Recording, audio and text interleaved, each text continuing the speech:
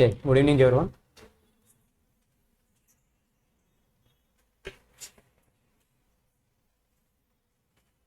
Welcome to target academy CMA foundation. ACC వాళ్ళు ఉన్నారు ఇక్కడ?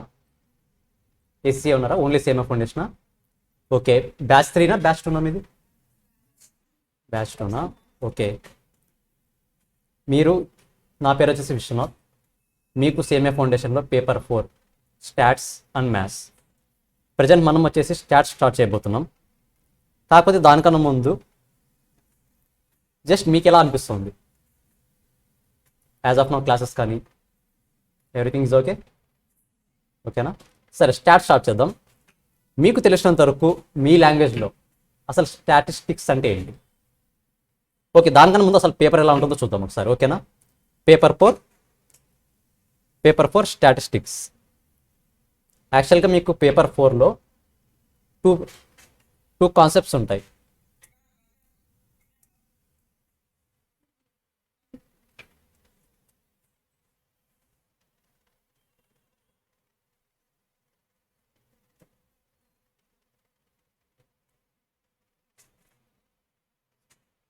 పేపర్ 4 వచ్చేసి fundamentals of business mathematics and statistics. అసలు కోర్స్ స్ట్రక్చర్ ఎలా ఉంటుంది? మన పేపర్ 4 ఓన్లీ పేపర్ 4 మాట్లాడుతున్నాను నేను. పార్ట్ ఏ వచ్చేసి మ్యాథ్స్ ఉంటుంది, ఎంత పర్సెంట్? 40%. పార్ట్ బి వచ్చేసి స్టాట్స్, అది 60%. మనం ఫస్ట్ స్టార్ట్ చేస్తాం. స్టాట్ కంప్లీట్ అయిన తర్వాత మ్యాథ్స్ స్టార్ట్ చేద్దాం. ఓకేనా? సైన్స్ బ్యాక్గ్రౌండ్ ఎంతమంది ఉన్నారు ఇక్కడ? ఎంపీసీ, ఎంఈసీ, మిగతా వాళ్ళు సిఈసి, బైపీసీ ఉన్నారా? అంటే ఆల్మోస్ట్ మీకు టచ్ ఉన్న సబ్జెక్ట్సే. మ్యాథ్స్ కొద్దిగా డిఫికల్ట్ అని కాదు, చాలా బేసిక్సే ఉంటాయి.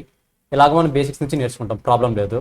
మీరు ఫస్ట్ మైండ్ నుంచి అది తీసేయండి. నేను ఎంపీసీ, నేను ఎంఈసీ నుంచి వచ్చాను, సిఈసీ నుంచి వచ్చాను, మాకు మ్యాథ్స్ టఫ్ అవుతుంది, ఈ థాట్ వద్దు. ఓకేనా? అన్ని బేసిక్స్ నుంచే నేర్చుకుంటాం, ప్రతిదీ ఈజీగానే ఉంటుంది. ఓకే? మ్యాథ్స్లో ఓన్లీ 2 చాప్టర్స్, అర్థమెటిక్, ఆల్జిబ్రా, అవి కూడా బేసిక్స్ నుంచే నేర్చుకుంటాం, ఏమీ భయపడాల్సిన అవసరం లేదు. ఇంకా స్టాట్స్ మోస్ట్ ఆఫ్ ది స్టూడెంట్స్కి కొత్త టాపిక్ ఇది, స్టాట్స్ అన్నది. ఓకేనా?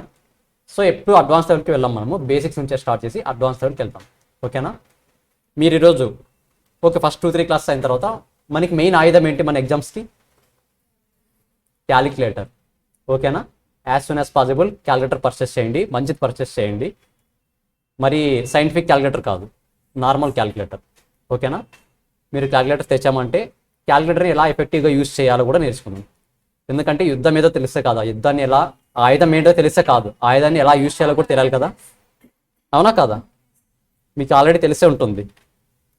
సపోజ్ మనం పేరెంట్స్కి వచ్చేసి, అందరికీ కాదు, కొంతమంది తెలియని వాళ్ళకి, కీప్యాడ్కి స్మార్ట్ ఫోన్కి డిఫరెంట్ తెలుస్తుంది కదా యూజ్ చేయడం అన్నది. మనకు కూడా అంతే, క్యాలిక్యులేటర్ ఎలా 1 ఎక్కడుంది 2 ఎక్కడుంది తెలిస్తే కాదు, దాన్ని ఇన్ టైంలో ఫాస్ట్గా ఎలా యూజ్ చేయాలో తెలియాలి. ఓకేనా? చూద్దాం, అవన్నీ 1 by 1 నేర్చుకుందాం. ప్రతిదీ బేసిక్స్ నుంచి నేర్చుకుందాం. మీరు భయపడాల్సిన అవసరం ఏమీ లేదు. ఏమైనా డౌట్స్ ఉన్నా ఇన్స్టెంట్గా ఆడుకోవచ్చు. ఓకేనా? సో టోటల్గా ఇది మనకు పేపర్ 4. ఫస్ట్ పార్ట్ ఏలో మ్యాథ్స్ 20% ఉంటుంది, 40% ఉంటుంది. పార్ట్ బిలో స్టాట్స్ 60% ఉంటుంది. మ్యాథ్స్లో ఓన్లీ 2 చాప్టర్స్, స్టాట్స్లో 4 చాప్టర్స్. స్టాట్స్ ఆల్రెడీ తెలిసిన వాళ్ళు ఎవరు ఉన్నారా? అస్సలు రాలేదు, ఎంఈసీలో వచ్చి ఉంటుంది, మేబీ కొద్ది వరకు వచ్చి ఉంటుంది ఎంఈసీలో. ఇంకా సిఈసీ, ఎంపీసీ అసలు టచ్ ఉండదు. సో బేసిక్ నుంచే నేర్చుకుందాం ప్రతిదీ. సరే, మీకు తెలిసినంత వరకు ఇంతవరకు ఏం చదివినారు, ఏం లేదు అంతా పక్కన పెట్టేసింది. అసలు స్టాట్స్ అనేవాడు ఎప్పుడైనా విన్నారా? ఒకవేళ విని ఉంటే మీ లాంగ్వేజ్లో ఏమి స్టాట్స్ అంటే? ఫస్ట్ ఆఫ్ ఆల్ మనం నేర్చుకోవాల్సింది తప్ప కరెక్ట్ అన్నది ఇష్యూ కాదు. నేను ఆల్రెడీ అందరికీ చెప్పే ఒకే ఒక పాయింట్, ఒక్కొక్క నిమిషం, అందరికీ చెప్పే ఒకే ఒక పాయింట్, తప్పులన్నీ క్లాస్లోనే చేద్దాం. ఓకేనా? ఎగ్జామ్లో కరెక్ట్ ఆన్సర్స్ చేద్దాం. మీరు ఎగ్జామ్లో అన్ని కరెక్ట్ ఆన్సర్ చేస్తున్నారని డైరెక్ట్గా అనుకోండి, ఫస్ట్ కరెక్ట్ రాంగ్ అవుతాయి. అని మనం చేసే ప్రాక్టీస్ ప్రతిదీ ఇక్కడే చేద్దాం, తప్పులన్నీ ఇక్కడే చేద్దాం. ఏవి తప్పో తెలుసుకుందాం. ఏవి తప్పో తెలుసుకుంటే రైట్ ఆన్సర్ చాలా ఈజీ. అవునా కదా? మీరు ఏది రైట్ ఆన్సర్ మాత్రమే తెలుసుకున్నారంటే రైట్ ఆన్సర్ ఒకటే ఉంటుంది, కానీ తప్పులు చాలా ఉంటాయి. మనకి చాలా తెలుసుకోవడం బెటర్, ఒకటే తెలుసుకోవడం బెటర్. ఫస్ట్ చాలా తెలుసుకుందాం, ఆటోమేటిక్గా ఒకటే ఏదైనా తెలిసిపోతుంది. ముందే మనకి మల్టిపుల్ చాయిస్ క్వశ్చన్స్ 4 ఉంటాయి. అందులో కరెక్ట్ అవ్వడమే ఇంపార్టెంట్, కరెక్ట్ అవ్వడం ఏదో తెలుసుకోవడం ఇంపార్టెంటే, కానీ at the same time wrong ఏదో కూడా తెలుసుకోవాలి. అవునా కాదా? ఫర్ సపోజ్ ఏబిసిడిలో ఏబి అనేది కరెక్ట్ అనిపిస్తుంది మీకు, సిడి ఎలిమినేట్ చేసేస్తారు, ఏబి కరెక్ట్ అని తెలుస్తుంది. ఏది పెడతారు ఇప్పుడు? ఏ పెడతారా, బి పెడతారా? ఒకవేళ రాంగ్ కూడా తెలుసుంటే ఏదో ఒకటి ఎలిమినేట్ చేసే ఛాన్స్ కొద్దిగానే ఉంటుంది. అవునా కాదు? సో ప్రతి ఆప్షన్ తెలుసుకోవడం చాలా ఇంపార్టెంట్. సో అందుకే పదే పదే రిపీట్ చేస్తున్నా. మిస్టేక్స్ అన్నీ ఇక్కడే చేద్దాం. ఎగ్జామ్లో కరెక్ట్ ఆన్సర్స్ చేద్దాం. ఓకేనా? అందుకే ఇక్కడ ఏదైనా సరే ఇన్వాల్వ్మెంట్ ఉండాలి. మీ పార్టిసిపేషన్ ఉంటే చాలా ఈజీ అవుతుంది. ఫస్ట్ మన రాంగ్స్ ఏంటో తెలుస్తాయి, మన మిస్టేక్స్ ఏంటో తెలుస్తాయి. ఓకేనా? సరే, తప్ప కరెక్ట్ అని పక్కన పెట్టండి. మీ లాంగ్వేజ్లో స్టాటిస్టిక్స్ అంటే ఏంటి మీకు తెలిసింది? మీను, మోడ్, మీడియం, క్యాలిక్యులేషన్స్. ఓకే, అవి కాకుండా మన సింపుల్ లాంగ్వేజ్లో, తెలుగు లాంగ్వేజ్లో, అందరూ తెలుగు కదా ఇక్కడ? అదర్ స్టేట్స్ ఎవరున్నారా? కర్ణాటక, బీహార్, బెంగాల్.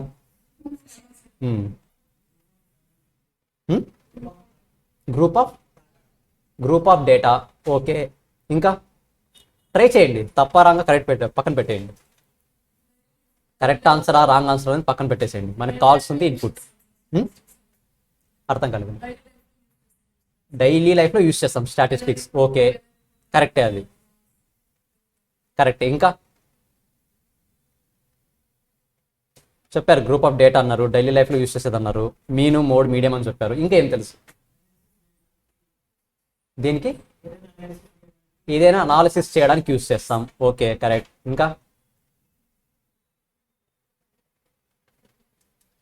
ఇంకేమైనా ఉన్నాయా? ట్రై చేయండి.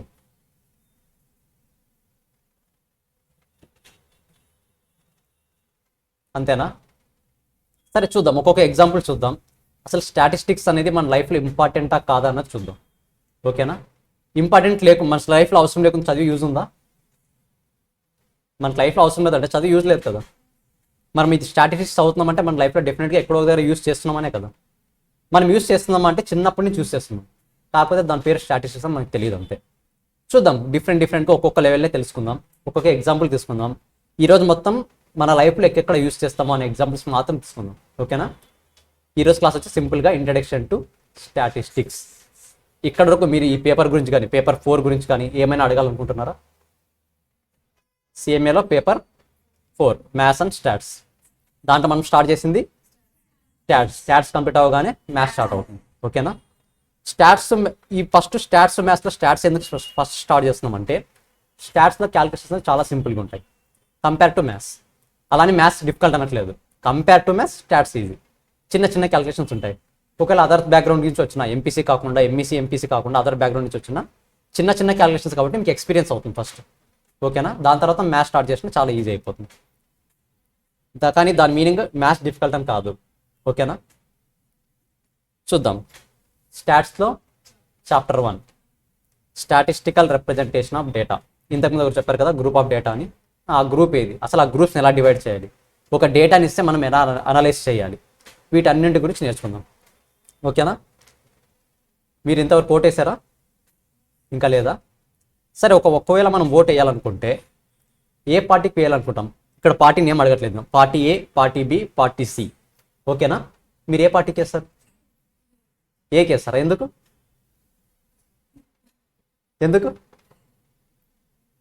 బీకి వేస్తారు ఎవరైనా? సరే, option A. Party A select చేసే వాళ్ళు ఎంతమంది? ఎవరు ఫెసిలిటీస్ ప్రొవైడ్ చేస్తారో వాళ్ళకి ఇస్తారు. ఓకే, డెవలప్మెంట్ చూస్తారు. ఓకే, ఇంకా మ్యానుఫ్యాక్చరింగ్, మేనిఫెస్టో చూస్తారు. ఓకే, ఆ మేనిఫెస్టోలో ఉన్నవే బేస్ చేసుకునే ఓట్ వేసేది. ఇంకా వెయిట్ని కన్సిడర్ చేస్తారు ఓట్ వేసే ముందు. జాబ్స్, ఇంకా ఇంకేవి కన్సిడర్ చేస్తారు? ఆన్లైన్ వాళ్ళు కూడా రెస్పాండ్ అవ్వాలండి.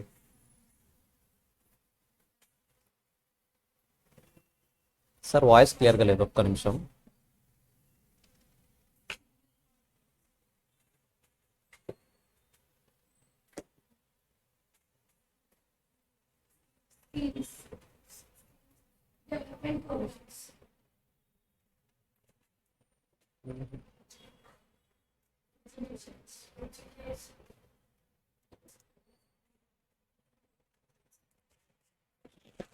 ఇప్పుడు ఒకసారి చెక్ చేయండి. వెంకయ్య ఒకసారి చెక్ చేయండి వాయిస్. ఓకేనా?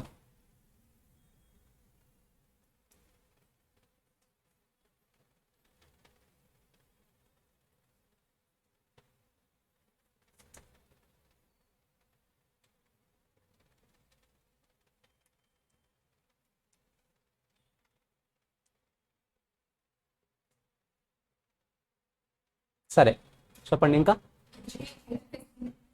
ఎడ్యుకేషన్ కన్సిడర్ చేస్తారు, ఓకే. ఇంకా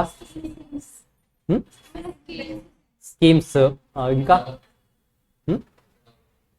డెవలప్మెంట్, ఎడ్యుకేషన్, జాబ్స్, స్కీమ్స్, ఇంకా ఇంకా వేటిని కన్సిడర్ చేసి ఓటేస్తారు. ఇంకా వేటిని కన్సిడర్ చేస్తారు ఓటేయడానికి. Reservations, okay. Reservations related to particular government jobs, okay. ఇంకా క్యాండిడేట్ని చూసి, క్యాండిడేట్ యొక్క బ్యాక్గ్రౌండ్ చూసి, వాడి హిస్టరీ చూసి, అవునా కదా. ఫెసిలిటీస్ ప్రొవైడ్ చేసినంత మాత్రం క్యాండిడేట్ బ్యాక్గ్రౌండ్ చూడకపోతే కష్టం కదా, అవునా కదా. బ్యాక్గ్రౌండ్ మీన్స్ హిస్టరీ ఎలా ఉంది, పాస్ట్లో ఏం చేశాడని, ఓకేనా. మరి బ్యాక్గ్రౌండ్ అంటే క్యాస్ట్ రీజన్ కాదని చెప్పేసి, ఓకే. ఇంకా సరే ఓటుది అయిపోయింది. నెక్స్ట్ మీరు ఒక సూపర్ మార్కెట్కి వెళ్ళారు, ఫస్ట్ టైం వెళ్తున్నారు. సూపర్ మార్కెట్ వద్దు, వెజిటేబుల్ మార్కెట్కి వెళ్తున్నారు ఫస్ట్ టైం, ఓకేనా. సూపర్ మార్కెట్కి అందరూ వెళ్తారు, వెజిటేబుల్ మార్కెట్ వెళ్ళే వాళ్ళే కదా అసలు క్వాలిటీ ఏదైనా తెలుస్తుంది, అవునా. వెజిటేబుల్ మార్కెట్ వెళ్ళారు, అది కూడా ఫస్ట్ టైం వెళ్ళారు. ఏదో ఒక ఐటమ్ కొనాలంటే వేటిని కన్సిడర్ చేసుకుంటారు.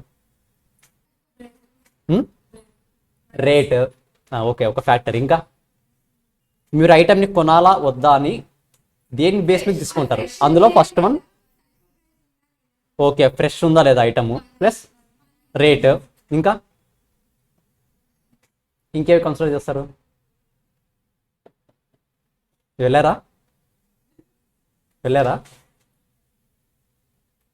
వెళ్ళారా ఇట్లా అంటున్నారు మీ క్రాస్. ఇలా అయినానండి, ఇలా అయినా. పేరెంట్స్ వెళ్ళారు, సరే మీ పేరెంట్స్ సరే వేటిని బేస్ చేసుకుని తీసుకుంటారు. ఫ్రెష్ ఒకటి, ప్రైజ్ ఒకటి, ఇంకా అవి కాకుండా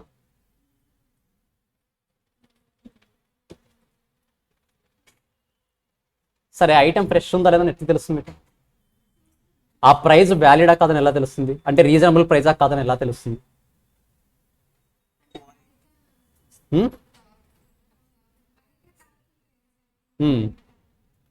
అందరూ అదే ప్రైస్ పెట్టింటే, సపోజ్ ఆ సప్లయర్కి 10 రూపీస్కి వస్తుంది ఐటమ్, మీకు 50 రూపీస్కి అమ్ముతున్నాడు, ఏముంటాయి. పేపర్లు రేట్స్ ఇస్తాడు. అంటే మీరు ఒక ఐటమ్ని పర్చేస్ చేయాలి అన్నప్పుడు దాని బ్యాక్గ్రౌండ్ కొంచెం సెర్చ్ చేస్తున్నారు, అవునా కాదా. తెలియకుండా తీసుకుంటాం వెళ్ళి. సపోజ్ మీరు ఒక మూవీకి వెళ్తున్నారు, మూవీకి వెళ్ళాలా వద్దా అనే డిసిషన్ దేని మీద డిపెండ్ అయి ఉంటుంది. ఫస్ట్ టికెట్ ప్రైస్ కన్నా ముందు ఫ్యాన్స్ ఉంటారు, అది వదిలేసేయండి, డిఫరెంట్ ఇష్యూ.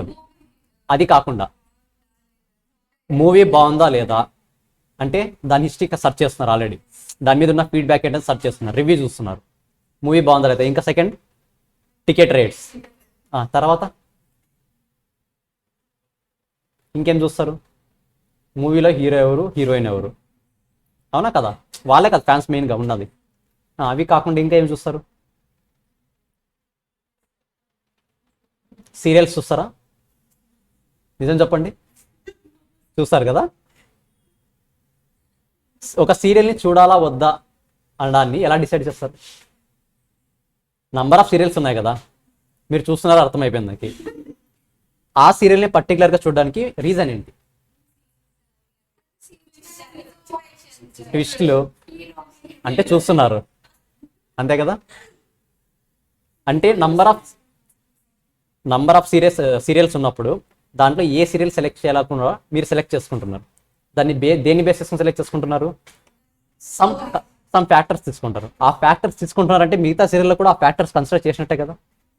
అంటే సంథింగ్ మనం ఏదైనా కొనాలన్నా కూడా, దాన్ని వాచ్ చేయాలన్నా, దాన్ని స్పెండ్ చేయాలన్నా ఖచ్చితంగా మనం హిస్టరీ సెర్చ్ చేస్తున్నాం, ఏదో ఒకటి అనలైజ్ చేస్తున్నాం. ఇలా అనలైజ్ చేయడాన్ని స్టాటిస్టిక్స్ అంటాం, ఓకేనా. ఇలా ఓన్లీ ఇలా అనలైజ్ చేయడమే స్టాటిస్టిక్స్ అంటే కాదు. దాని నుంచి డేటా ఎలా వస్తుంది, మనం దాన్ని ఎలా అనలైజ్ చేయాలి, దాని నుంచి డిసిషన్ ఎలా తీసుకోవాలి, వీటన్నింటినీ కన్సిడర్ చేస్తాం. బెస్ట్ ఎగ్జాంపుల్ చెప్తాను. అన్నం చేయడం వస్తుంది అందరికీ. అన్నం అది రైస్ ప్రిపేర్ అయిందా లేదా అని ఎలా తెలుసుకుంటారు మీరు. వాటర్ ఓపెన్ చేసి రైస్ తీసుకొని టెస్ట్ చేస్తారా ఇలా. అంటే ఒక దాన్ని టెస్ట్ చేసి మిగతాదంతా డిసిషన్ తీసుకుంటున్నారా, మిగతాదంతా ఉడికేసిందని. షూరా ఈక్వల్గా కుక్ అవుతుంది. బాయ్స్ ఇంకా ట్రై చేయలేదా. వస్తుంది, ఎప్పుడు వస్తారు, మనకు కూడా టైం వస్తుంది. సో సింపుల్గా ఏం చేస్తున్నాం, రైస్ అనేది ప్రిపేర్ అయిందా లేదా అన్నది దాంట్లో కొద్దిగా 1 or 2 ఆ రైస్ పీసెస్ని తీసుకొని టెస్ట్ చేస్తుంది. అది ఉడికింది అంటే రైస్ ప్రిపేర్ అనేది ఫిక్స్ అయిపోతున్నాం. అంటే టోటల్ అన్ని మొత్తం ఐటమ్స్లో మొత్తం మీద మనం ప్రయోగం చేయకుండా ఓన్లీ 2-3 ఐటమ్స్ మీద ప్రయోగం చేస్తుంది. అంటే ఆ రైస్ని మనం ప్రిపేర్ చేయడం, దాని నుంచి ఒక ఐటమ్ని తీయడం, దాన్ని టెస్ట్ చేయడం, ఆ టెస్ట్ చేసిన దాన్ని బేస్ చేసుకొని మిగతా ఐటమ్ని మొత్తం డిసైడ్ అవుతుందని చూడండి ఉడికిందని. ఈ మొత్తం అనాలిసిస్ని స్టాటిస్టిక్స్ అంటాం. మనకి తెలియందా ఇది తెలుసు, కాకపోతే ఇదని తెలియదు అంతే. అంతేనా? సింపుల్గా ఇప్పుడు రైస్ మీద ఎలాగైతే మనం ప్రయోగం చేసామో డిఫరెంట్ ఐటమ్స్ మీద మనం ప్రయోగం చేస్తాం. మీరు ఏం చదువుతున్నారు? సిఎం అంటే కాస్ట్ అండ్ మేనేజ్మెంట్ అకౌంటెంట్. ఫ్యూచర్లో మీరు చేసేది కాస్ట్ మీద అనలైజ్ చేస్తారు. ఎలా చేస్తారు? సేమ్ రైస్ ఎలా ప్రిపేర్ చేస్తామో అలాగే. ఓకేనా? ఫినాన్స్ మీద అనలైజ్ చేస్తారు, ఆడిట్ మీద అనలైజ్ చేస్తారు. ఇవన్నీ టాపిక్స్ మీకు ఫర్దర్గా వచ్చే టాపిక్స్. అకౌంట్స్ మీద అనలైజ్ చేస్తారు, లా మీద అనలైజ్ చేస్తారు. లా అర్థం అవ్వాలంటే అనలైజ్ చేయాలి కదా మనం సిచ్యువేషన్స్ అన్ని. అకౌంట్స్ ఏది డెబిట్ ఏది క్రెడిట్ అవ్వాలంటే అనలైజ్ చేయాలి కదా సిచ్యువేషన్స్ని. అట్ ద సేమ్ టైం ఎకనామిక్స్లో కూడా వస్తాయి మనకి చాలా, జీడిపి అలాంటివన్నీ ఫర్దర్గా వస్తాయి మీకు. కంటిన్యూ అయిపోద్ది వస్తాయి టాపిక్స్ ఫర్దర్గా. ఇంకా నెక్స్ట్ ట్యాక్స్ వస్తుంది, ఆడిటింగ్ వస్తుంది, ఎఫ్ఎం వస్తుంది, ఫినాన్షియల్ మేనేజ్మెంట్, కాస్ట్ మేనేజ్మెంట్, ఇలాంటివన్నీ వస్తాయి. వీటన్నింటినీ మనం అనలైజ్ చేయాలా వద్దా? చేయాలంటే ఏముండాలి? మనకి అనలైజేషన్ స్కిల్స్ ఉండాలి. అనలైజేషన్ స్కిల్స్ ఉండాలంటే రైస్ ఉడికిందని బయట తీస్తున్నాం కదా, అది ఉడికిందనేది కూడా తెలియదు మనకి. ఉడికింది, బట్ అది ఉడికింది అని ఇంటెంట్ మనకి తెలియదు అనమాట. ఇంతకుముందు చెప్పాను కదా, మన ఆయుధం తెలిస్తే కాదు ఆయుధం ఎలా యూస్ చేయాలో కూడా తెలుసు. మీ అమ్మ చెప్పింది వెళ్ళి ఉడికిందో చూడమని. మీరు తీశారు, మీ అమ్మ ఏం చేస్తుంది? తీస్తుంది, ఇలా మెత్తుకుందో చూస్తుంది, వదిలేస్తుంది, ఆ ఉడికిందని డిసైడ్ అయిపోతుంది. కానీ మెత్తుకుంటే ఉడికిందని మీకు తెలియదు. ఇప్పుడు మీరు తీస్తున్నారు, బయటికి తీస్తున్నారు, టెస్ట్ చేస్తున్నారు, బట్ ఉడికిందని మీకు తెలియదు. అప్పుడు ఏమవుతుంది? సో దీన్ని బట్టి ఏం చేయాలి? First of all rice prepare చేయడం తెలియాలి, ప్రిపేర్ చేసిన తర్వాత టెస్ట్ చేయడం తెలియాలి, టెస్ట్ చేసిన తర్వాత దాని మీద డిసిషన్ తీసుకోవడం తెలియాలి, దాని తర్వాత ఫైనల్ కంక్లూజన్ వస్తుంది. ఈ 4 ఐటమ్స్లో మనకి ఏం తెలియకపోయినా, 4 స్టెప్స్లో ఏది తెలియకపోయినా మనం స్టాటిస్టిక్స్ చేయలేము, డేటాని అనలైజ్ చేయలేము. ఓకేనా? మనం ఎగ్జాంపుల్ ఫస్ట్ తీసుకున్నాం, ఓట్స్. ఎవరికి ఓట్ వేయాలంటే బ్లైండ్గా వేసేస్తామా? మన పేరెంట్స్ వాళ్ళకి వేసారు, మనం కూడా వేసేద్దాం. పేరెంట్స్ చాలా వరకు అన్ఎడ్యుకేటెడ్ ఉంటారు. అన్ఎడ్యుకేటెడ్ ఆలోచించేదాము, ఎడ్యుకేటెడ్ ఆలోచించేదాం చాలా డిఫరెంట్గా ఉంటుంది. అవునా? సో పేరెంట్స్ వేసేస్తున్నారు కదా, మనం ఓట్ వేసేస్తామా? డైరెక్ట్గా వేయకూడదు, మన అనలైజేషన్ మనకు ఉండాలి. అవునా కాదా? సో బ్లైండ్గా ఎప్పుడైతే ఫాలో అవుతామో మనం చేసే అనాలిసిస్ అనేది డెఫినెట్గా రాంగ్ అవుతుంది. ఓకేనా? రాంగ్ అవడం వల్ల దాని ఫ్యూచర్ కాంప్లికేషన్స్ ప్రతిదీ ఎఫెక్ట్ మన మీద పడుతుంది, కాన్సిక్వెన్సెస్ అంతా. అవునా? ఇలా నంబర్ ఆఫ్ ఎగ్జాంపుల్ 1 by 1 చూద్దాం ఇంకా. ఓకేనా? ఈరోజు క్లాస్ మొత్తం అదే ఉంటుంది. ఎందుకంటే ఫస్ట్ మనం స్టాట్స్ అనేది లైఫ్లో ఇంపార్టెంటా కదా తెలియాలి. రైస్ చేయడం ఇంపార్టెంటా కదా? ఫస్ట్ ఆఫ్ ఆల్ అక్కడే తెలిసిపోయింది మనకి ఎంత ఇంపార్టెంట్ అనేది. ఇంకా బెస్ట్ ఎగ్జాంపుల్, కాఫీ టీ చేస్తుంటారు. కాఫీ టీలో మిల్క్ వాటర్ మిక్స్ చేసిన తర్వాత దాంట్లో ఎంత టీ పౌడర్ వేయాలి, ఎంత షుగర్ వేయాలి అని చాలామంది క్లారిటీ లేదు. ఆ క్లారిటీ ఎలా వస్తుంది? బై ప్రాక్టీస్ వస్తుంది. అవునా కాదా? ఇట్ ద సేమ్ టైం మీరు ఇక్కడ క్వాలిఫై అయిన తర్వాత, CMA క్వాలిఫై అయిన తర్వాత బయటికి వెళ్తారు, మీకు ప్రాక్టీస్ ఉంటుంది అంతవరకు. స్టాట్స్ ఎలా యూస్ చేయాలన్నది ఉండదు. మరి ఎలా ప్రొసీడ్ అవుతారు? ప్రాక్టీస్ చేయాలంటే ఫస్ట్ సబ్జెక్ట్ మీద గ్రిప్ రావాలి కదా, అందుకని ఇక్కడ బేసిక్ లెవెల్లో పెట్టారు. మీరు ఈ బేసిక్ లెవెల్లో ఏవైతే నేర్చుకుంటారో 4 పేపర్స్ మీకు CMA కంప్లీట్ అయిపోయి లైఫ్లో ఫ్యూచర్లో ప్రతి దాంట్లో ఇన్వాల్వ్ అవుతాయి. అందుకే బేసిక్స్ అనేది చాలా చాలా చాలా ఇంపార్టెంట్. ABCD లేకుండా, ఆల్ఫాబెట్స్ లేకుండా మీరు ఇంగ్లీష్ చదవగలరా? ఇప్పుడు వాటి మీద గ్రిప్ లేకుండా చదవగలరా? ఏని బీని దాన్ని AB అంటారని తెలియకుండా ఇంగ్లీష్ చదవగలరా? సో ఇది కూడా సేమ్ అంతే. మీకు ఎలాగో కొత్త టాపిక్స్ ఇవి. కొంతమందికి ఇంటర్లో కొద్ది వరకు వచ్చి ఉంటాయి బేసిక్స్, మిగతా వాళ్ళందరికీ కొత్త టాపిక్స్. బేసిక్స్ నుంచి స్ట్రాంగ్గా ప్రొసీడ్ అవ్వండి. ఫ్యూచర్లో మీరు చేసే ప్రతి అనలైజేషన్ కూడా చాలా సింపుల్ అవుతుంది. చొప్పున ఫ్యూచర్లో మీరు ప్రతిదీ చేయాల్సింది అనలైజేషనే.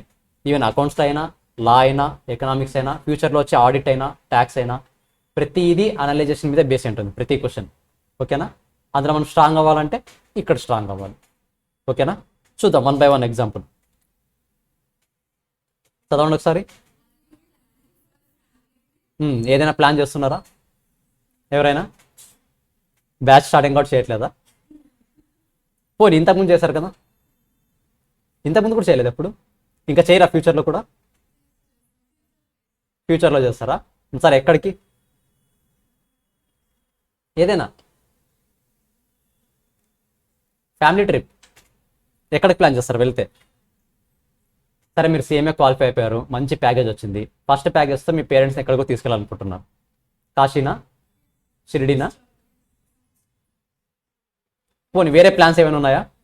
అవి కాకుండా ఎక్కడ తీసుకెళ్తారు?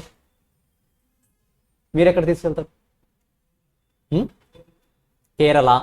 ఓకే సరే, కేరళ అనుకుందాం ఎగ్జాంపుల్. కేరళ అనుకుందాం, ఇంకొకటి ఏమన్నారు? కాశీ. సరే, ఒక బ్యాచ్ కేరళ వెళ్ళాలనుకుంటుంది, ఒక బ్యాచ్ కాశీ వెళ్ళాలనుకుంటుంది. సరే, ఏం కన్సిడర్ చేస్తారు ఫస్ట్ వెళ్ళేటప్పుడు? ఏ ఫ్యాక్టర్స్ కన్సిడర్ చేస్తారు? వెదర్. ఓకే, వెదర్ కన్సిడర్ చేస్తారు. ఇంకేం కన్సిడర్ చేస్తారు? వెహికల్, ఫుడ్ కన్సిడర్ చేస్తారా? ఇక్కడ నుంచి తీసుకెళ్ళిపోతారు అంతా 1 వీక్ అయ్యే ఐటమ్స్. ఓకే సరే, వెళ్ళే టైంలో చూసుకుంటారు, ట్రావెలింగ్ టైంలో. ఓకే, ఇంకా వెహికల్, ఇంకా అంటే బై కార్ వెళ్ళాలా, బై ట్యాక్సీనా, బై ట్రైనా, బై ఫ్లైటా? ఓకే, అది కాకుండా ఇంకా ఇంకా ఎలాంటివి కన్సిడర్ చేస్తారు? టికెట్. టికెట్ బుకింగ్ చాలా ఇంపార్టెంట్. అది లేకుండా డైరెక్ట్ ట్రైన్ వెళ్తారంటే సింగిల్గా వెళ్ళొచ్చు, ఫ్యామిలీతో కుదరదు, అవునా కదా? ఓకే, ఇంకా ఇంకా ఎలాంటివి కన్సిడర్ చేస్తారు? మనీ. ఎంత పెట్టుకుంటారు జోబులో ఒక 1 వీక్ వెళ్ళాలంటే? మీ పాకెట్లో ఎంత పెట్టుకుంటారు? సరే, ఇక్కడ 2 ప్లేసెస్ ఉన్నాయి, కేరళ, కాశీ. కేరళకి ఎంత పెట్టుకుంటారు? ఒక 116, 2-3 lakhs. Okay, 2-3 lakhs. ఏది, కాశీనా? 50,000. ఓకే, కాశీకి వెళ్ళడానికి ఒక బ్యాచ్ వచ్చేసి, కాశీకి మరి 2 బ్యాచెస్. ఒక బ్యాచ్ వచ్చేసి 2-3 lakhs, ఇంకో బ్యాచ్ వచ్చేసి 50,000. కేరళ, కేరళ బ్యాచ్ ఎంత? 50,000 ఆర్ 1 lakh? 50,000 to 1 lakh.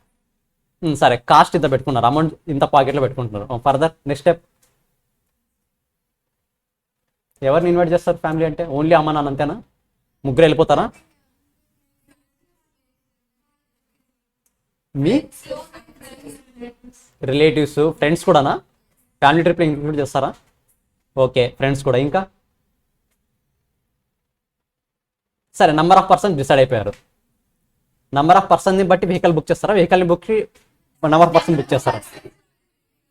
బాగా ఆలోచించండి. వెహికల్ని బట్టి మెంబర్స్ని పిలుస్తారా, లేకపోతే నంబర్ని బట్టి వెహికల్ బుక్ చేస్తారా? ఇంకోసారి ఆలోచించండి, రియాలిటీ ఆలోచించండి.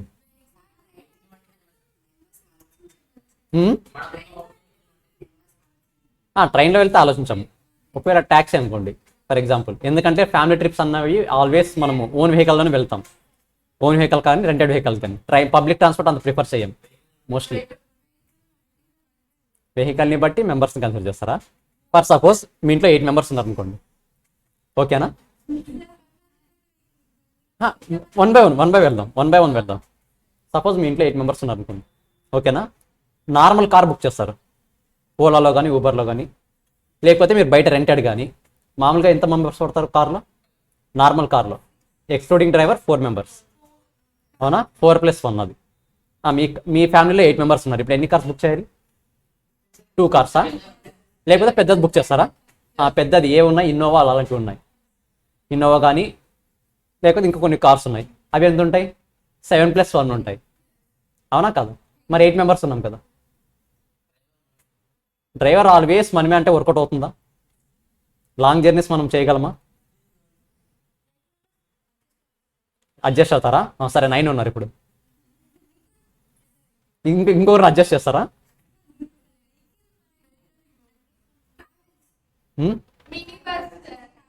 మినీ బస్ కొంటారు. నా ప్రాబ్లం ఏంటంటే, మీరు ఏ వెహికల్ బుక్ చేస్తారని కాదు, మీరు బుక్ చేసుకున్నారు. సపోజ్ మీరు 7+1 బుక్ చేసుకున్నారు, మీ ఫ్యామిలీలో 9 members ఉన్నారు. లేకపోతే మినీ బస్ బుక్ చేసుకున్నారు, మినీ బస్లో 18 members పట్టిస్తారు, కానీ మీ ఫ్యామిలీలో 20 members ఉన్నారు. ఏం చేస్తారు? ఆ 2 membersకి ఎక్స్ట్రా వెహికల్ బుక్ చేస్తారా? ఎలా అడ్జస్ట్ చేస్తారు? ఇద్దరిని కింద పండేస్తారా మధ్యలో?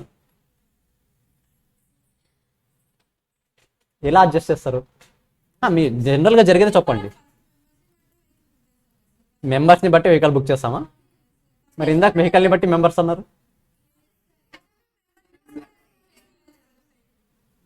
మెంబర్స్ని బట్టి వెహికల్ బుక్ చేస్తారా, వెహికల్ని బట్టి మెంబర్స్ బుక్ చేస్తారా అన్నది మీరు వెళ్ళే ప్లేస్ని బట్టి, ఎవరెవరు వెళ్ళాలి బట్టి. మీ ఇంట్లో 8 మెంబర్స్ ఉన్నారు, అందులో 2 సీనియర్ సిటిజన్స్ అవ్వ తాత, వాళ్ళు వస్తారు అంత long journey. First of all అప్పుడు ఏమవుతుంది, నంబర్ 6 అవుతుంది. అప్పుడు 7 + 7 కంఫర్టబులా కాదా? అంటే మీరు ఏం డిసిషన్ తీసుకోవాలన్నా కూడా కొంచెం అనాలిసిస్ చేయాల్సి వస్తుంది. ఇలాంటి అనాలిసిస్ అన్నీ కలిపి ఏమవుతుంది. కానీ అదొక్కటి అనాలిసిస్ మాత్రమే కాదు, ఇంకా నంబర్ ఆఫ్ ఫ్యాక్టర్స్ కన్సిడర్ చేయాలి. Second example, weather report. మీరు చెప్పిందే వెదర్ రిపోర్ట్ ఎలా కన్సిడర్ చేస్తాం? ఎలా తెలుస్తుంది మీకు వెదర్ రిపోర్ట్? ఇక్కడ ఉండి చెన్నైలో, కేరళ ఇలా ఉంది, కాశీలో ఇలా ఉంది, న్యూస్ చూస్తారు, ఇంకా మొబైల్స్తో సెర్చ్ చేస్తారు, ఇంకా అక్కడ ఎవరైనా రిలేటివ్స్ ఉంటే వాళ్ళకి కాల్ చేసి కనుక్కుంటారు. సో మీరు బ్యాక్గ్రౌండ్లో అంతా వర్కౌట్ చేస్తున్నారు. ఇలా చేసే ప్రతి వర్కౌట్కి కూడా మీ ఫ్రెండ్ ఆన్సర్ ఇచ్చినాడు, లాస్ట్ 2 days నుంచి ఇలా ఉంది క్లైమేట్, నెక్స్ట్ 2 days ఇలా ఉంటుందంట. అది కూడా ఒక అనలైజేషన్. మీ ఫ్రెండ్ అక్కడున్న డేటాని క్యాప్చర్ చేసి మీకు షేర్ చేస్తున్నాడు. మీరు షేర్ చేసినప్పుడు మీరు అనలైజ్ చేస్తున్నారు. ఓకే, 2 daysతో వెదర్ ఇలా ఉంటుంది, మనం వెళ్ళాలా వద్దా అని డిసైడ్ అవుతున్నామంటే అనలైజ్ చేసి డిసిషన్ తీసుకుంటున్నాం. ఇలాంటివన్నీ స్టాటిస్టిక్సే. ఇంకేం కన్సిడర్ చేస్తారు? అమౌంట్. ఫర్ సపోజ్ మీరు కేరళ నుంచి జస్ట్ 10 kilometers దూరంలో ఉన్నారు, మీ నేటివ్. ఓకేనా? ఫస్ట్ బ్యాచ్ ఇది. సెకండ్ బ్యాచ్ ఇది కేరళ నుంచి 1000 kilometers దూరంలో ఉంది. ఒక ట్రావెలర్ వచ్చేసి టూర్ ప్యాకేజెస్ ఉంటాయి కదా, మీరు 10 kilometers దూరంలో ఉండండి, 1000 kilometers దూరంలో ఉండండి, 2 days ప్యాకేజ్ వస్తే 2 lakhs అంటున్నాడు. ఇప్పుడు 2 batches యాక్సెప్ట్ చేస్తారా? ఓన్లీ సెకండ్ బ్యాచ్ మాత్రమే యాక్సెప్ట్ చేస్తుందా? ఫస్ట్ బ్యాచ్ ఎందుకు యాక్సెప్ట్ చేయదు? మనీ 10 kilometers కూడా 2 lakhs అంటే ఒప్పుకుంటాడా? 1000 kilometers నుండి 2 lakhs ప్లస్ ఫ్యామిలీ ప్యాక్ అంతా చెప్పేస్తే ఏదో ఆలోచించవచ్చు కొద్ది వరకు, అవునా కదా? బట్ 10 kilometersతో ఉండేవాడు 2 lakhs ప్యాకేజ్ 2 days స్టే అంటే ఒప్పుకుంటారా? అస్సలు ఒప్పుకోరు. ఎందుకు? మనం వెళ్ళే ప్లేసే కాదు, మనీ కూడా ఇంపార్టెంటే. అంటే మనం ఎఫర్ట్ చేయగలమా లేదా అతనికి, అది కూడా ఇంపార్టెంటే కదా.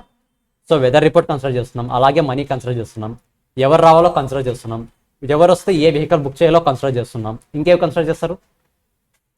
ఒకవేళ మీరు టెంపుల్కి వెళ్తుంటే, కాశీలో టెంపుల్కి వెళ్తుంటే దర్శనం ఏ టైంకి ఉంది, వాటి టికెట్ బుకింగ్స్ ఏవైనా ఉన్నాయా, ప్రతిదీ ఆలోచించాలి కదా. ఇవన్నీ డిస్టెన్స్ మనం జనరల్గా తీసుకోమా? దీనికి స్టాట్స్ అనేది అవసరమా? అవసరం లేదా? మనకి తెలిసిన కాన్సెప్టే, కాకపోతే దాన్ని డిఫరెంట్ యాంగిల్లో ఇంకొద్దిగా ఆలోచిస్తాం. ఓకేనా? మనకి బేసిక్స్ తెలుసు, దాంట్లో కొద్దిగా డెప్త్ వెళ్దాం, ఇంకా ఏవి ఉన్నాయి తెలుస్తాయి. సరే, ఇంకొన్ని ఎగ్జాంపుల్స్ చూద్దాం. పాలిటిక్స్ ఇంతకుముందే డిస్కస్ చేసాం. దేన్ని బేస్ చేసుకుని ఓటేస్తారు, దేన్ని బేస్ చేసుకుని ఓటేయకూడదు. మీరు ఇప్పుడు ఓటేసే పర్సన్, ఓటర్గా కాకుండా పొలిటీషియన్గా ఆలోచించండి. ఇప్పుడు మీరు ఒక పొలిటీషియన్, మీకు ఓట్స్ పడతాయా లేదని ఎలా డిసైడ్ అవుతారు? దేన్ని బేస్ చేసుకుని డిసైడ్ అవుతారు? Public talk. ఇంకా అది కాకుండా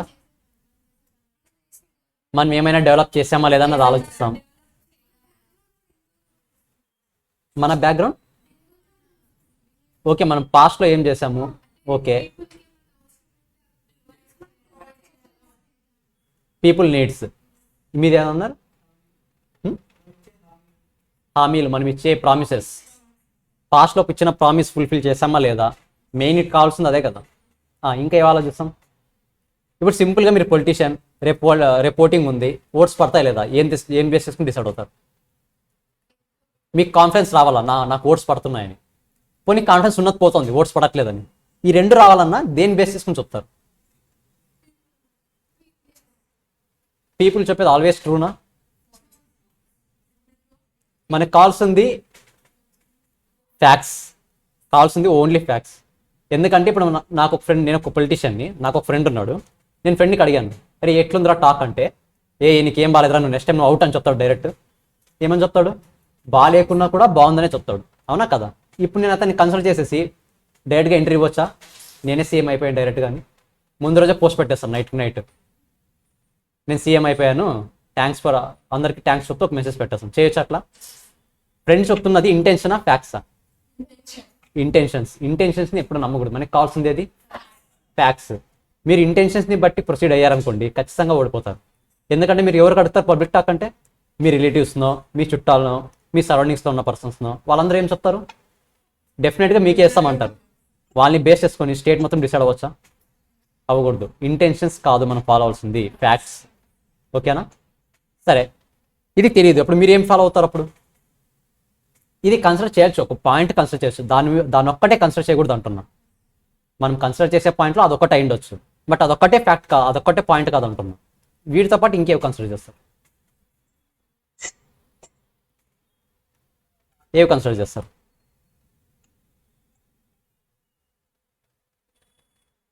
మీరు కన్సిడర్ చేయకపోతే ఇబ్బంది పడతారు ఇంకా. ఎందుకంటే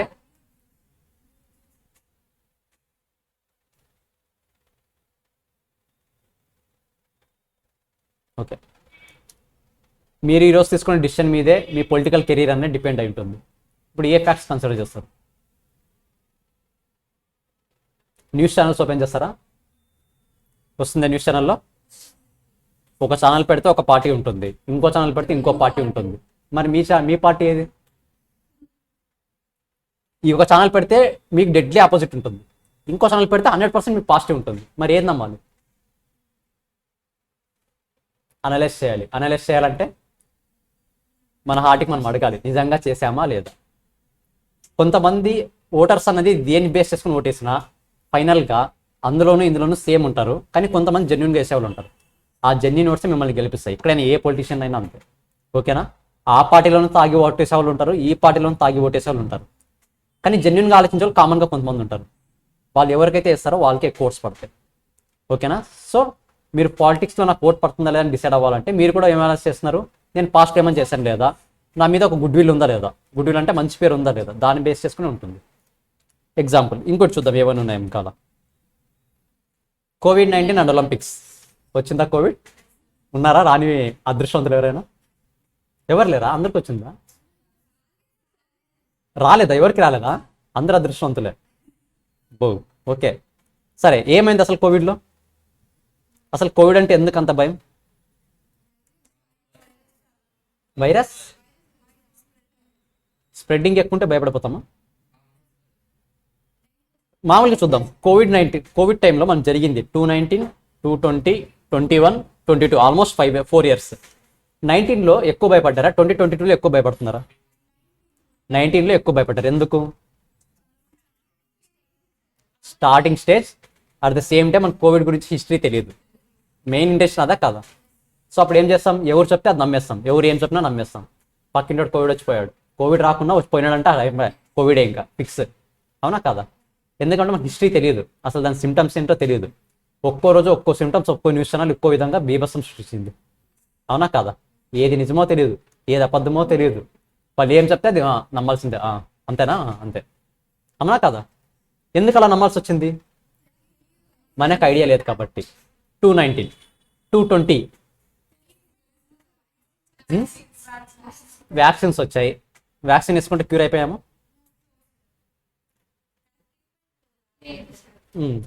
వేవ్ 2 వచ్చింది.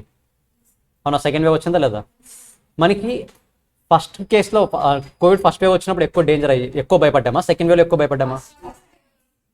ఫస్ట్ వేవ్లో ఎక్కువ భయపడ్డాము. డ్యామేజ్ ఏ వేవ్లో ఉంది? సెకండ్ వేవ్లో ఉంది. ఎందుకుంది? ఫస్ట్ వేవ్లో వచ్చిన ఎఫెక్ట్ని మనం అనలైజ్ చేసి సొల్యూషన్ కనుక్కోలేదు. అవునా కాదా? నెగ్లెక్ట్ చేసాం. దాని ఎఫెక్ట్ అంతా సెకండ్ వేవ్లో పడింది. సో మీరు అనలైజ్ చేసి తీసుకునే డిసిషన్స్ ఎఫెక్టివ్గా తీసుకోకపోతే, ఒకవేళ డిసిషన్ తెలిసినా సరే ఎఫెక్టివ్గా ఇంప్లిమెంట్ చేయకపోతే ఫర్దర్గా ఎఫెక్ట్ అంతా మీ మీదే పడుతుంది. మీరు ఫినాన్స్ ఫీల్డ్లో ఉన్నారు. ఫ్యూచర్లో ఫస్ట్ ఇయర్లో మీకు సమ్ డీటెయిల్స్ తెలిసాయి, సేల్స్ ఇంత అయింది, కాస్ట్ ఇంత అయింది, ప్రతిదీ డీటెయిల్స్ మీ దగ్గర ఉన్నాయి, కానీ మీరు అనలైజ్ చేయలేదు. సెకండ్ ఇయర్లో మీ ఎండీనో ఎవరో, మీ సీఈఓనో సిఎఫ్ఏనో ఎవరో వచ్చి డీటెయిల్స్ అడిగాడు. మీరు చూస్తే నోరెళ్ళ పెట్టుకుని, మీకు స్కిల్ ఉన్నట్ట లేనట్ట అక్కడ? మీకు డేటా తెలియదా?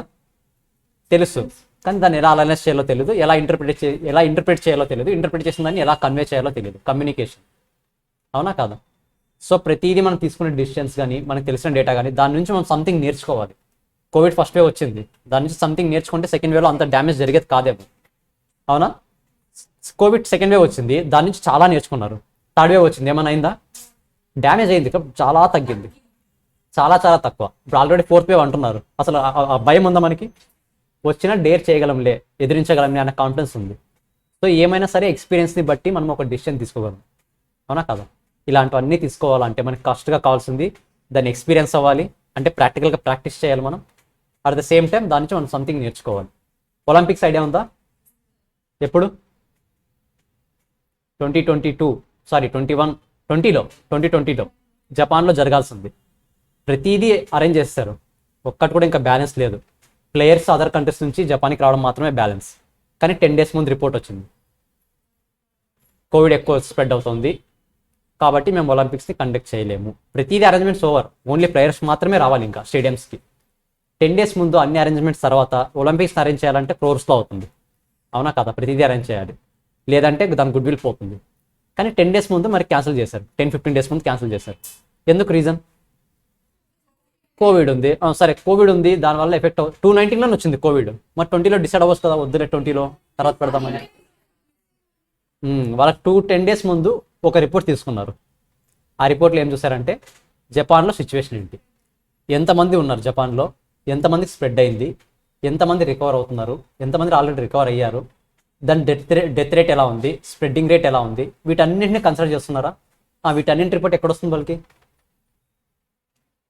కోవిడ్ పోర్టల్లో ఉంటుంది, అవునా కదా? కోవిడ్ పోర్టల్కి ఆ డేటా ఎలా వస్తుంది? వాళ్ళు టెస్ట్ చేసింది ప్లస్ ఎవరు రికవర్ అవుతున్నారు హాస్పిటల్స్ నుంచి, ప్లస్ ల్యాబ్స్ నుంచి ఎంతమంది పాజిటివ్ వచ్చింది, ఎంతమంది నెగిటివ్ వచ్చింది, వీటన్నింటినీ తీసుకుని ఒక దగ్గర స్టోర్ చేస్తున్నారు. సో డేటాని కలెక్ట్ చేసి ఒక దగ్గర స్టోర్ చేశారు. దాన్ని ఈ ఒలింపిక్స్ టీం ఏం చేసింది? అనలైజ్ చేసింది. ఇలా ఎంతమంది డెత్ రేట్ ఉంది, ఎంతమంది జపాన్లో అసలు ఎంతమంది పాపులేషన్ ఉంది, డెత్ రేట్ ఎలా ఉంది, ప్లస్ రికవరీ రేట్ ఎలా ఉంది, ఎంతమంది చనిపోతున్నారు, ఎంతమంది ఓవరాల్గా రికవర్ అవుతున్నారు, ఏజ్ వాళ్ళు ఎక్కువ ఎఫెక్ట్ అవుతున్నారు, ఇలాంటిదంతా దాన్ని చేసుకుని ఒక డిసిషన్ తీసుకున్నారు. ఏం డిసిషన్ తీసుకున్నారు? ఒలింపిక్స్ని స్టార్ట్ చేయాలా, స్టాప్ చేయాలా? ఒకవేళ క్యాన్సిల్ చేయాలనుకుంటే మనకి డ్యామేజ్ ఎంత వస్తుంది, ఒకవేళ అలాగే కంటిన్యూ చేస్తే డ్యామేజ్ ఎంత వస్తుంది? వాళ్ళు ఫైనల్గా ఒక డిసిషన్ వచ్చి ఉంటుంది, కంటిన్యూ చేస్తే ఎంత డ్యామేజ్ అవుతుంది, క్యాన్సిల్ చేస్తే ఎంత డ్యామేజ్ అవుతుంది. ఇప్పుడు క్యాన్సిల్ చేశారంటే అల్టిమేట్గా డ్యామేజ్ ఏది ఎక్కువ ఉంటుంది? కంటిన్యూ చేయడం వల్ల వచ్చే డ్యామేజ్ ఎక్కువ ఉంటుంది, అవునా కదా? కాబట్టి క్యాన్సిల్ చేశారు. ప్రతిదీ కన్సిడర్ చేస్తారు, ఫినాన్షియల్గా కన్సిడర్ చేస్తారు, డెత్ రేట్ కన్సిడర్ చేస్తారు. కానీ ఇక్కడ ఫినాన్షియలా ఒక ప్రాణం అన్నప్పుడు ఏది వస్తుంది? ఖచ్చితంగా human life is the most important, అంతే కదా? సో ప్లేయర్స్కి ఒక్కరికి డ్యామేజ్ అయినా కూడా ఆ గుడ్ విల్ అనేది మొత్తం ఎగిరిపోతుంది. మీకు అబ్జర్వ్ చేస్తారు లేదు, last year IPL half games complete అయిన తర్వాత 50% ఆఫ్ గేమ్స్ కంప్లీట్ అయిన తర్వాత పోస్ట్పోన్ చేశారు మరి దుబాయ్కి. మధ్యలో ఓన్లీ ఒక కేసు మొత్తం ఐపీఎల్నే షేక్ చేసేసింది, పోస్ట్పోన్ చేసింది. అంటే మనం అనలైజ్ చేసే విధానం మేబీ అక్కడ వాళ్ళు రాంగ్ ఇంటర్ప్రిట్ చేయొచ్చాము, ఒకవేళ వచ్చినా సరే మేము హ్యాండిల్ చేయగలమేమో అని ఇంటర్ప్రిట్ చేశాము. కేసు వచ్చింది, ఇమ్మీడియట్ గేమ్ అయింది, పోస్ట్పోన్ అయింది. అది ఇక్కడ ఇంటర్ప్రిటేషన్ రాంగ్ అవ్వచ్చు, లేకపోతే వాళ్ళకి ఇచ్చిన ఇన్ఫర్మేషన్ రాంగ్ అవ్వచ్చు, లేకపోతే వీళ్ళే ధైర్యం చేసి ఉండొచ్చు ఏమైనా సరే చూసుకుందామని. కానీ పొరపాటును కూడా ఒక స్పోర్ట్స్ మ్యాన్ యొక్క ప్రాణం పోయింటే చాలా డ్యామేజ్ అయ్యేది, అవునా కదా? సరే, ఇలాంటి నంబర్ ఆఫ్ ఫ్యాక్టర్స్ కన్సిడర్ చేయాల్సి వస్తుంది ప్రతి దాంట్లో. ఇంకా చూద్దాం క్వాలిటీ టెస్టింగ్. ఇంతకుముందు మీరు వెజిటేబుల్ మార్కెట్ వెళ్ళారు కదా, ఎలా సెలెక్ట్ చేస్తారు ప్రోడక్ట్ని? నంబర్ ఆఫ్ ఫ్యాక్టర్స్, ప్రైస్ కానీ మనం పెట్టిన ప్రైస్కి అది అంత ఫ్రెష్గా ఉందా లేదా, అవునా కదా? మీరు ఈవినింగ్ టైమ్స్ వెళ్తే కూరగాయల మార్కెట్లు కొద్దిగా తగ్గుతాయి రేట్స్. ఎందుకు? మార్నింగ్ ఉన్నంత ఫ్రెష్గా ఈవినింగ్ ఉండవు కాబట్టి రేట్స్ తగ్గుతాయి. సో మీరు పెట్టే అమౌంట్కి క్వాలిటీ వస్తుందా లేదా అది కూడా టెస్ట్ చేస్తారు. షేర్ మార్కెట్స్ ఐడియా ఉందా? ఐడియా లేదా? ఫర్దర్గా షేర్ మార్కెట్స్ వస్తాయి. షేర్ మార్కెట్స్లో కూడా ప్రతిదీ అనలైజేషన్ మీదే బేస్ అయి ఉంటుంది. ఇప్పుడు వద్దు, మీరు షేర్ మార్కెట్స్ ఇంకా ఐడియా లేదు కాబట్టి ఫర్దర్గా వస్తుంది, ఓకేనా? Disaster management. హుదూద్ ఐడియా ఉందా? హుదూద్ తుఫాన్ రీసెంట్గా ఏదైనా తుఫాన్ వచ్చిందా? సరే, ఇప్పుడు మామూలుగా ఒక 2-3 monthsలో ఒక 2-3 weeksలో తుఫాన్ వస్తుంది అన్నప్పుడు గవర్నమెంట్ మీకు కొన్ని ఇన్స్ట్రక్షన్స్ ఇస్తుంది. బయటికి వెళ్ళొద్దండి అని, కానీ వీళ్ళు సముద్రానికి ఎవరైతే దగ్గరలో ఉంటారో వాళ్ళకి సముద్రం లోపలికి వెళ్ళొద్దండి కానీ, లేకపోతే yellow alert, orange alert, red alert, విన్నారు ఇలాంటి న్యూస్లో? దేని బేస్ చేసుకొని చెప్తున్నాయి అవన్నీ? వెదర్ రిపోర్ట్స్ ఎలా వస్తాయి? ఆ డేటా ఎక్కడి నుంచి వస్తుంది? శాటిలైట్స్ కానీ, లేకపోతే వాళ్ళు ఫాలో అయ్యే కొన్ని టెక్నిక్స్ ఉంటాయి, లేకపోతే వాళ్ళు ఫాలో అయ్యే కొంచెం మిషనరీ ఉంటుంది, టెక్నాలజీ ఉంటుంది. అంటే వాళ్ళు అన్నింటినీ బేస్ చేసుకుని ఒక అవుట్పుట్ ఇస్తున్నాం. అవుట్పుట్ని బట్టి మనం డిసిషన్ తీసుకుంటున్నాం. సో అక్కడ డేటా కలెక్ట్ చేయడం కానీ, స్టోర్ చేయడం కానీ, అనలైజ్ చేయడం కానీ, ప్రతిదీ మనం చేసి ప్రతి యాక్టివిటీ కూడా స్టాటిస్టిక్స్లో ఒక పార్ట్, ఓకేనా? ఇప్పుడు ఒకవేళ ఫర్దర్గా 1 weekలో తుఫాన్ వస్తుంది అనుకుందాం, గుంటూరులో క్లైమేట్ మొత్తం చేంజ్ అయిపోతుంది, చాలా డేంజర్ సిచ్యువేషన్ ఉంటుంది, ఒక 200-220 km స్పీడ్లో గాల్లో అన్ని వీస్తాయని చెప్తున్నారు. మీరు ఏం చేస్తారు ఆ రోజు? పానీపూరి తినడానికి వెళ్తారు ఈవినింగ్ టైమ్స్? బయటకి వెళ్ళకూడదా? వెళ్ళరా? వెళ్ళకూడదు. వెళ్తారా వెళ్ళరా అది చెప్పండి ఫస్ట్. వెళ్ళాము, ఏం చేస్తారు?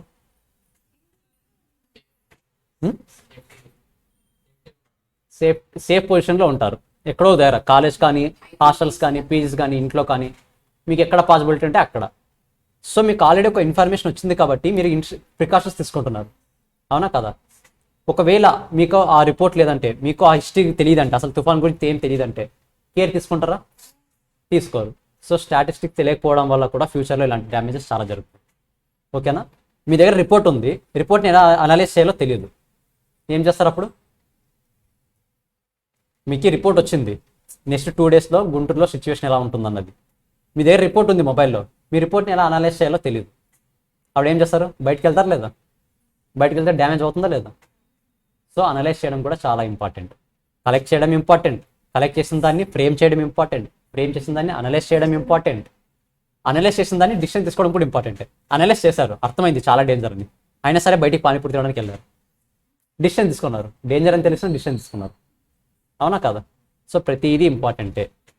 మరి ఇంత ఇంపార్టెంట్ సార్ మన లైఫ్లో అంటే ఇంపార్టెంటే, కానీ దాన్ని ఎక్కడ ఎలా యూస్ చేయాలో అలాగే యూస్ చేయాలి. ఓకేనా? ఒక 4-5 డేస్ నెక్స్ట్ వీక్ ఎగ్జామ్ ఉంది, నెక్స్ట్ సండే 1 వీక్లో ఎగ్జామ్ ఉంది, 2 డేస్ తుఫాన్ ఎండ్ అయిపోతుంది. సార్ నెక్స్ట్ 2 డేస్లో తుఫాన్ ఉంది, ఇంకా చదవకూడదు, వచ్చేసి ఇంట్లో కూర్చుందాం ఊరికే సైలెంట్గా, ఏం చేయకూడదు, ఊరికే ఇట్లా ఏమి అంటారు అది జపం చేయాలంటే ఊరికే కూర్చొని, ఎందుకంటే తుఫాన్ ఉంది 2 డేస్లో. సో ఏం చేయకూడదు అన్నారు, ఏం చేయకూడదు దాని ఇంటెన్షన్ అదా? తుఫాన్ నుంచి మనం సేఫ్గా ఉండడానికి మనం తీసుకోవాల్సిన ప్రికాషన్స్ ఏంటి, అంతవరకే తీసుకోవాలి, అవునా కాదు? సో ఇలా కన్సిడర్ చేయాల్సిన ఫ్యాక్టర్స్ చాలా ఉంటాయి. ఇంకా కొన్ని చూద్దాం. మీరు చూసారా ఎప్పుడైనా హైట్ని బట్టి వెయిట్ ఉండాలంటారు, చూసారా?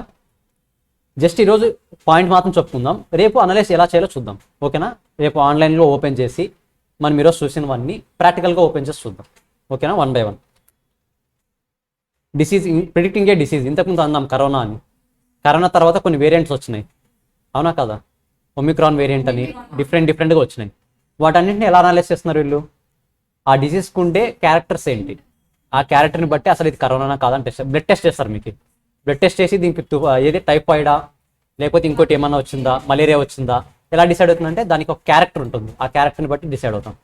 ఆ క్యారెక్టర్ తెలియాలంటే దాని గురించి పాస్ట్ హిస్టరీ తెలియాలా వద్దా? తెలియాలి. తెలియకుండా చేయగలమా? చేయలేము. ట్రాన్స్పోర్ట్స్, ఏపీఎస్ఆర్టీసీ బస్సెస్ ఉన్నాయి, ఏ సిటీస్కి ఏ బస్సు వదలాలి అన్నది అక్కడ దేన్ని బట్టి డిసైడ్ అవుతారు. ఇప్పుడు మీరు సపోజ్ ఏపీఎస్ఆర్టీసీ ఎండి మీరు, ఓకేనా, మేనేజింగ్ డైరెక్టర్. ఇప్పుడు గుంటూరు నుంచి విజయవాడకు బస్సు వదలాలనుకుంటున్నారు, ఇంతవరకు లేవు, ఇప్పుడు వదలాలనుకుంటున్నారు. దేని బేసిస్ మీద డిసైడ్ అవుతారు బస్సు స్టార్ట్ చేయాలా లేదా అని? ప్యాసింజర్స్ ఎంతమంది గుంటూరు నుంచి విజయవాడకి వెళ్ళడానికి ట్రై చేస్తున్నారు, మీకు ఎలా తెలుస్తుంది మరి డేటా? ఎలా తెలుస్తుంది? తెలియాలంటే ఏం చేస్తారు? మీరే ఫస్ట్ టైం స్టార్ట్ చేస్తున్నారు, ఇంకా మీరే ఫస్ట్ టైం స్టార్ట్ చేస్తున్నారు, ఎలా తెలుస్తుంది? అబ్జర్వ్ చేస్తారు, పీపుల్ని అబ్జర్వ్ చేస్తారు, ఇంకా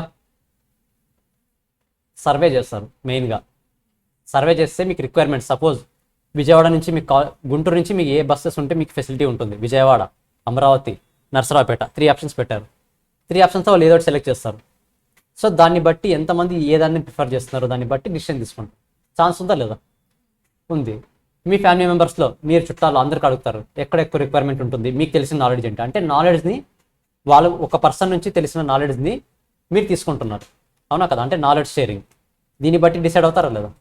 అవుతారు. సో అవి కూడా చూద్దాం, టుమారో చూద్దాం. ఐపీఎల్ ఇందాక చూసాం, ఐపీఎల్లో రీసెంట్గా ఏది గెలిచింది 2022లో?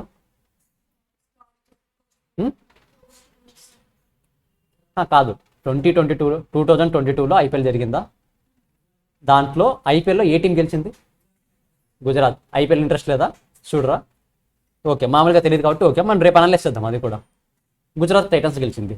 సో దాని పాస్ట్ రికార్డ్స్ ఏంటి, ఎలా ఉన్నాయి, ఎవరు ఎక్కువ రన్స్ కొట్టారు, ఎవరు ఎక్కువ వికెట్స్ తీశారు, కెప్టెన్ ఎవరు, ఇలాంటివన్నీ తెలుసుకోవాలి కదా. టుమారో తెలుసుకుందాం అన్ని ప్రతిదీ, ఓకేనా?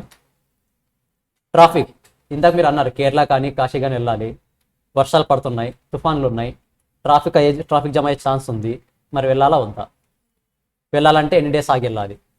తిరుపతిలో రష్ ఉంది, ఈరోజు ఎక్కువ ఉందా, నిన్న ఎక్కువ ఉందా, ఈరోజు ఎక్కువ ఉందా, ఒకవేళ రేపు వెళ్తే రష్ ఎలా ఉండొచ్చు, వెళ్ళాలా వద్దా, డిసిషన్ తీసుకోవాలా లేదా? సో వీటన్నింటిని కన్సిడర్ చేయాలి కాబట్టి ఒక్కొక్కటే పాయింట్ని కన్సిడర్ చేసి రేపు ఒక 2-3 ఎగ్జాంపుల్స్ తీసుకుందాం. ఆ 2-3 ఎగ్జాంపుల్స్ అనలైజ్ చేసి మనం డిసిషన్ తీసుకుందాం, ఓకేనా?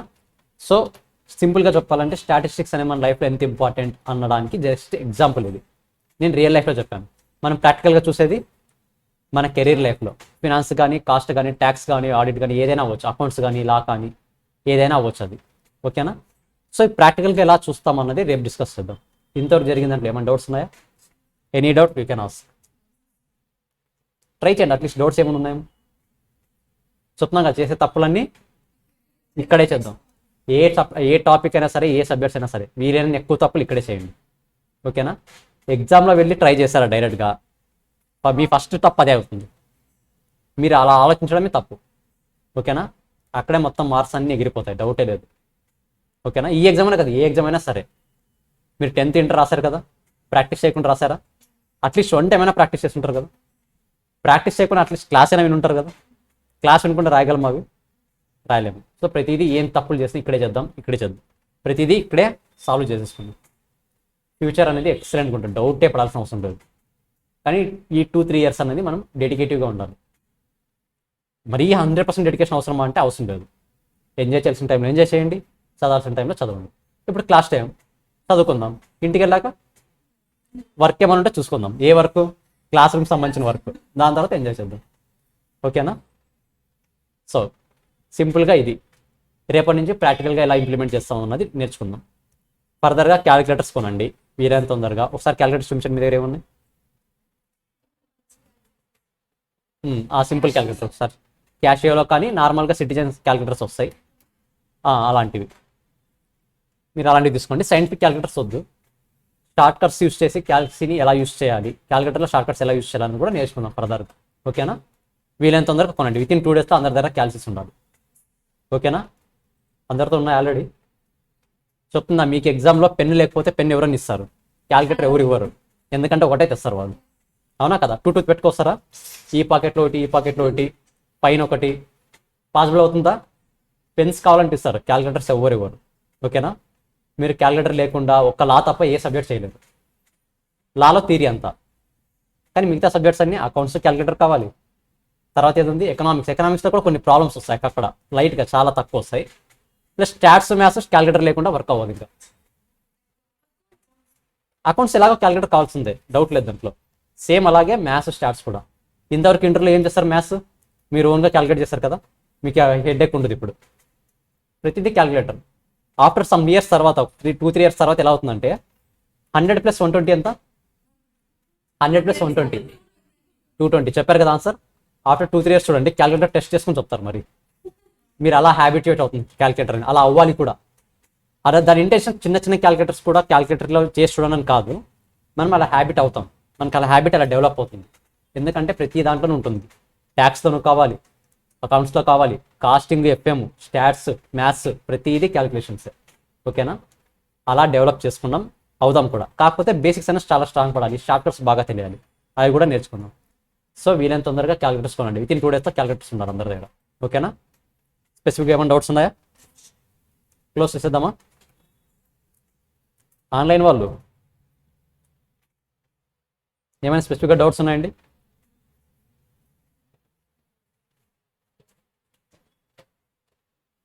సరే. సో సింపుల్గా ఇది మెటీరియల్ వచ్చాయా?